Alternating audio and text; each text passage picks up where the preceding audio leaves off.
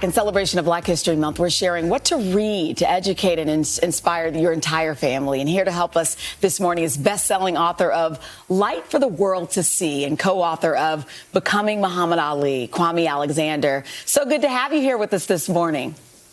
It's good to be here. It's good to be here. The last time I saw Al, we were at the Hudson. He just said that. He just mentioned that. I just was saying that. It was so great sitting next to you. I was telling Chanel about your books. It's just so great to see you again, my friend. So let's dig in here with what you've chosen for our viewers.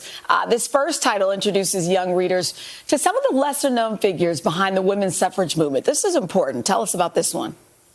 So I run a publishing imprint called Versify, and we try to publish books that matter, books that entertain, books that help young people imagine a better world. And Finish Fight has done all three of those. It's about, we all know about Elizabeth Cady Stanton, and we all know about Susan B. Anthony, but do we know about Frances Harper? Do we know about Zictala Sue, who helped Native women get the right to vote? Do we know about Mary Church Terrell, who helped found the National Association of Colored Women? I think this particular book is a more inclusive portrait of the origins of a Kamala Harris, and all the little girls see themselves in her. And for the young adults, you've got a great book. This next one you described. It's a 21st century remix of African-American folk legends. Imagine if you combined Anansi the Spider, John Henry, and Marvel into like one book. What would you get? And Tristan Strong is that series. It's about this 7th grader in Alabama who's literally got to figure out how to save the world from creatures like iron monsters. It's a really incredible book that my 12-year-old couldn't put down. Ooh, I feel like it's a good teacher. I know, like check. This next book is from a beloved figure in the Harlem Renaissance. Why is this classic a must?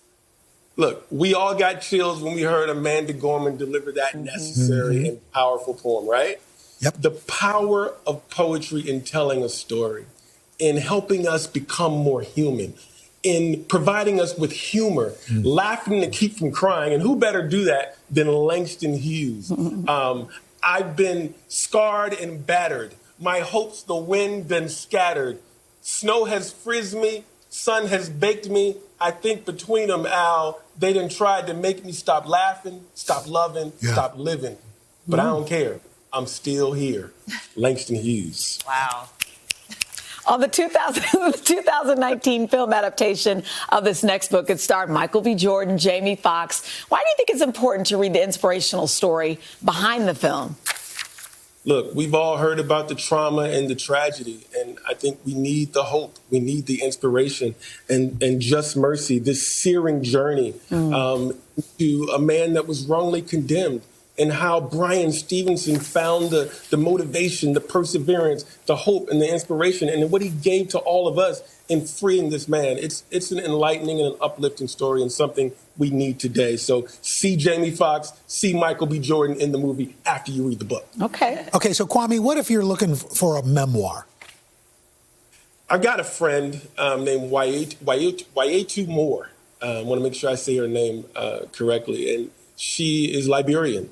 And this memoir, The Dragons, the Giants, and the Women, is about her as a 5-year-old fleeing Civil War-torn Liberia, walking three weeks with her family, being saved by a rebel who helped smuggle them across the border, and eventually landing in Texas. It's about her struggling to find her home. It's about her struggling to find her identity.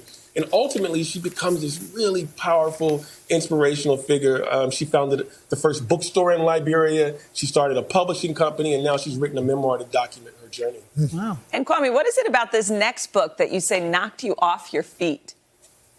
So I did a reading on Martha's Vineyard with Nafissa Thompson Spires, and this book just had me rolling in laughter. It's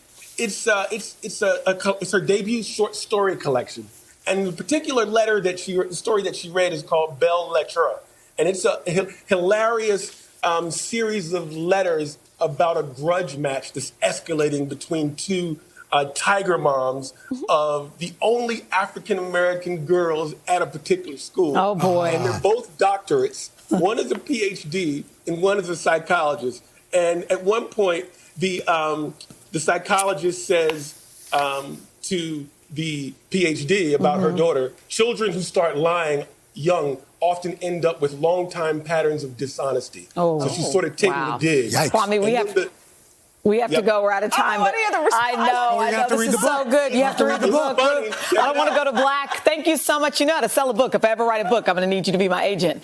Just go to today.com/shop for all of these titles and more.